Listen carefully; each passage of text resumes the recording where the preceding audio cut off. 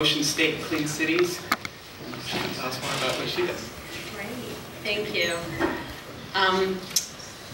To be upfront, I am not a fan of PowerPoint at all, and I'm not Steve Wallenberg either. Give you a little preview. There are no surprises anymore. Yay! So that's me. And I'm going to give you a little bit of background about Ocean State Clean Cities. In fact, Channing, we kind of thought about an order, but I really have to give you the mission first. Ocean State Clean Cities is one of 87 coalitions nationwide with the mission to reduce petroleum in the transportation sector. Here in our neck of the woods, it is a partnership between the University of Rhode Island and a nonprofit organization. I'm proud to say that in our audience are many of the board members and many stakeholders here tonight, as well as many of the URI fellows that work in my office. I want to give special attention to Andrew, who's behind the camera. He is my intern. He is funded by Argonne National Laboratory. He's been an incredible resource, and he is going to help us move forward in a lot of positive ways. So I'll give you a little bit more background about the Clean Cities program. It is out of the Department of Energy Vehicle Technology program. It has a mission, like I said, to reduce petroleum in the transportation sector. As I think it's been pretty obvious from all of the speakers, petroleum reduction falls into pretty much three categories: replacing petroleum with alternative fuels, reducing the use of petroleum through advanced technologies and fuel economy measures, and eliminating petroleum use through idle reduction, VMT reductions. So that's kind of the broad scale portfolio of petroleum reduction categories.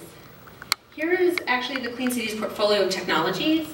The cornerstone of Clean Cities and its mission is the promotion of alternative fuels. And I am not going to drill down too far into any of those fuels today. And you're going, obviously you've heard a lot about biodiesel today. You're going to hear a lot about electricity. The other four fuels are the other official classified alternative fuels under the Energy Policy Act of 1992, which I'll talk about in a minute. Fuel blends. So you know that every gasoline gallon you put in your tank is actually 10% ethanol already. That's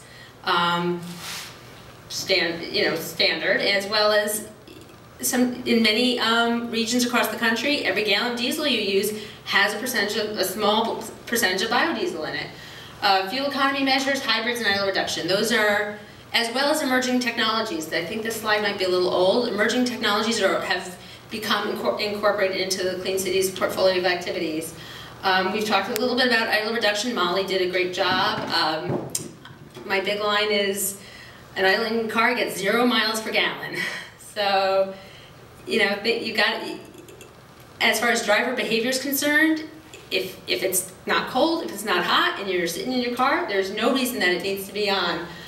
There's other idle reduction technologies. There's onboard battery packs, auxiliary power units. There's a lot of options. Hybrids, I think we've talked a lot about them, and fuel economy measures, which I am going to drill down a little bit on tonight. I thought it was a really poignant thing to talk about. I know we've talked about CAFE standards some, so I'm going to kind of skim through some of those slides. A little bit more about Clean Cities. I cannot claim to know everything, that is for sure, but I can claim to be a resource, a conduit to give you every resource we have out there. Oh, it's already been 5 minutes. I can't believe it. I've barely touched my slides. But so you could ask me a question tonight, and I would certainly admit I don't know the answer, but I know how to get the answer. I've mentioned the Energy Policy Act of 1992, which is really it's the federal fleet requirements that you know of, that federal fleets have to lead by example and purchase alternative fuel vehicles.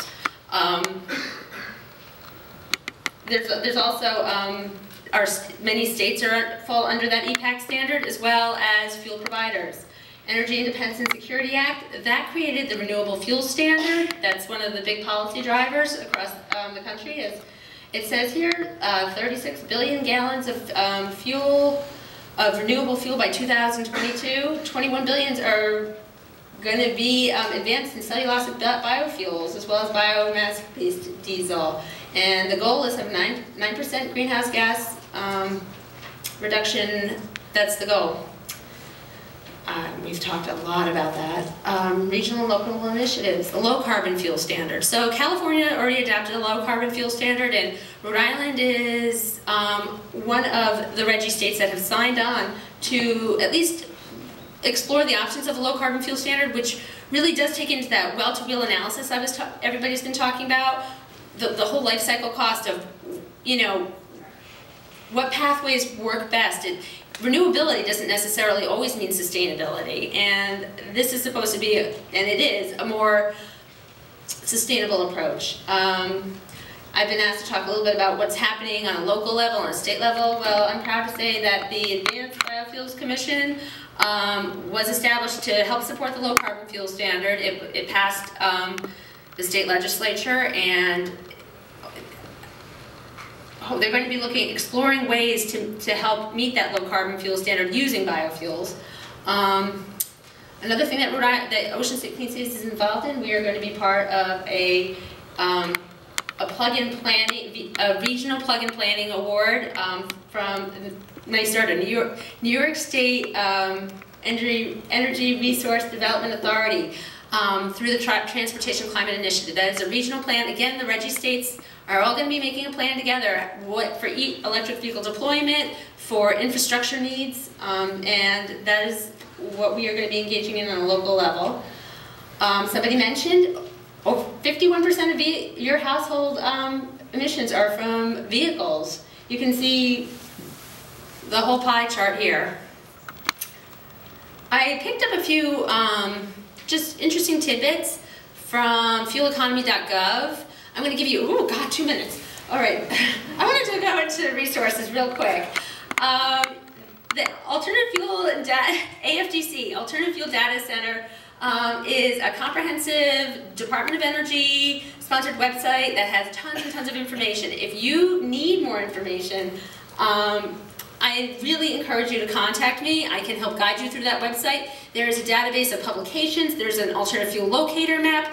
You can do queries on state legislation or federal legislation. Holy cow, they just put in a widget for, what is it called, Andrew? It's a vehicle cost calculator. So you can put in any alternative fuel, whatever car you drive, put in your driver patterns, and see what your impact is.